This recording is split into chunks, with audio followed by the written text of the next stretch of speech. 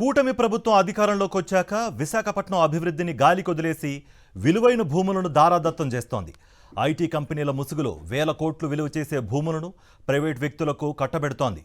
ఊరు పేరు లేని ఉర్సా కంపెనీకి 99 పైసలకే భూ కేటాయింపుల వ్యవహారం మరొక ముందే మరో భారీ భూ దోపిడీకి కూటమి పెద్దలు తెరతీశారు. రిషికొండ ఐటీ హిల్స్లో 3000 కోట్ల విలువైన భూమిని ప్రైవేట్ కంపెనీలకు కట్టబెట్టేందుకు సిద్ధమైంది.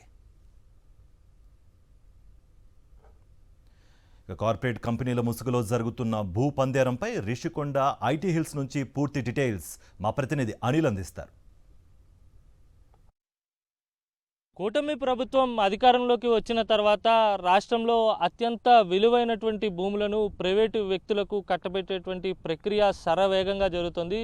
విశాఖలో ఉన్నటువంటి ఐటీ హిల్స్లో ప్రస్తుతం నేనున్నాను. ఐటీ హబ్లో ఇప్పటికే కొన్ని సంస్థలకు భూములు కేటాయింపులు చేసింది రాష్ట్ర ప్రభుత్వం. మళ్ళీ మరో 70 ఎకరాలను దారాదత్తం చేసేందుకు రాష్ట్ర ప్రభుత్వం సిద్ధమైనట్టుగా తెలుస్తూ ఉంది. ముఖ్యంగా ఐటీ కంపెనీల ముసుగులో ఐటీ కంపెనీల అభివృద్ధి పేరుతో పెద్ద ఎత్తున భూదోపిడీకి తెరలేపినట్టుగా మనం అర్థం చేసుకోవాల్సి ఉంటుంది.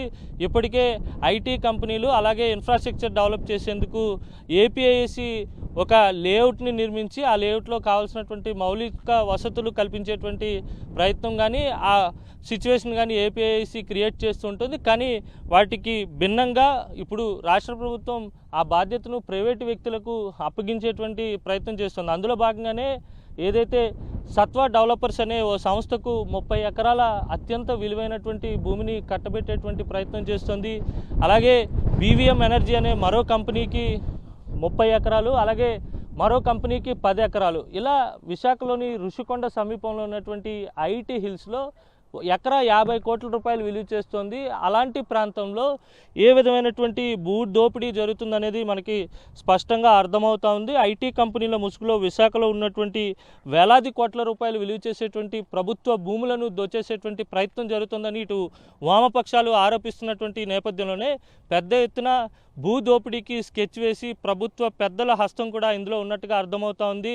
పరోక్షంగా ప్రభుత్వ పెద్దలకు వేలాది కోట్ల రూపాయలు లాభం చేకూర్చేటువంటి వ్యవహారంగా భావించాల్సి ఉంటుంది. మనం విజువల్స్లో చూడొచ్చు. విశాఖ నగరంలోనే అత్యంత విలాసవంతమైనటువంటి ప్రాంతంగా ఋషికొండను అందరూ కూడా అభివర్ణిస్తుంటారు, భావిస్తుంటారు. ఈ తరుణంలోనే ఈ ప్రాంతంలో ఖాళీగా ఉన్నటువంటి ప్రభుత్వ భూములను ప్రైవేటు కంపెనీలకు కారు చౌకగా కట్టబెట్టేటువంటి ప్రయత్నం జరుగుతోంది. ఎందుకంటే 50 కోట్ల రూపాయల ఎకరం విలువ ఉంటే 1.5 కోటికే ప్రభుత్వం ఇచ్చేటువంటి ప్రయత్నం చేస్తుంది. అలాగే గతంలో చూస్తే ఊర్సా క్లస్టర్ అనే ఒక ఊరు పేరు లేని కంపెనీకి 50 కోట్ల రూపాయలు ఎకరం విలువ చేసేటువంటి ప్రాంతంలో 99 పైసలకే ఆ సంస్థకు భూమి కేటాయించింది ప్రభుత్వం. ఆ ప్రయత్నాన్ని పూర్తిగా సాక్షి టీవీ వెలుగులోకి తీసుకురావడంతో ప్రభుత్వం ఏమీ మాట్లాడలేనటువంటి పరిస్థితి.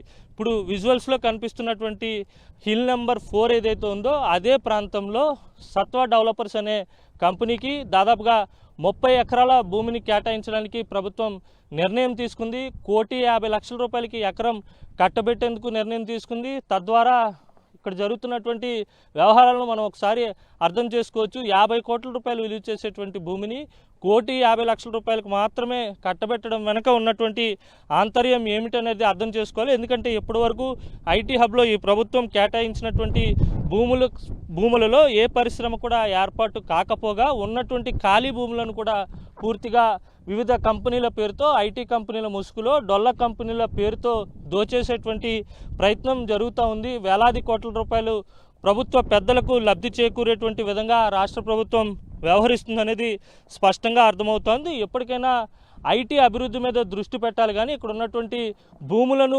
కొల్లగొట్టేటువంటి ప్రయత్నం ఏమాత్రం చేయకూడదనేది పెద్ద ఎత్తున వినపడుతున్నటువంటి డిమాండ్. ఎంత విలువైనటువంటి ప్రదేశంలో, ఇంత విలువైనటువంటి ప్రాంతంలో ఏపీఐఐసి డెవలప్ చేయడానికి, లేకపోతే ఏపీఐఐసి సారథ్యంలో ఐటీ హబ్స్ డెవలప్ చేయడానికి చూడాలి. కానీ ప్రభుత్వం ఈ విధంగా ప్రైవేటు వ్యక్తులను తీసుకొచ్చి ప్రైవేటు వ్యక్తులకు భూమి దారాదత్తం చేయడాన్ని ఏ విధంగా చూడాలనేది ఇక్కడ ఉన్నటువంటి ప్రజలంతా కూడా ఒకసారి అర్థం చేసుకోవాలి. ఎందుకంటే ఖచ్చితంగా పరోక్ష ప్రయోజనాలను దృష్టిలో ఉంచుకునే రాష్ట్ర ప్రభుత్వం ఈ విధంగా వ్యవహరిస్తుందనేది స్పష్టంగా అర్థమవుతుంది. అత్యంత విలాసవంతమైనటువంటి ఈ ప్రాంతంలో భూములను కొల్లగొట్టడానికే షెల్ కంపెనీలు, బోగస్ కంపెనీల పేరుతో భూముల కేటాయింపు జరుగుతుందనేది స్పష్టంగా అర్థమవుతోంది. వీడియో జర్నలిస్ట్ శంకర్తో కలిసి అనిల్, సాక్షి టీవీ, ఐటీ హిల్స్ నుంచి.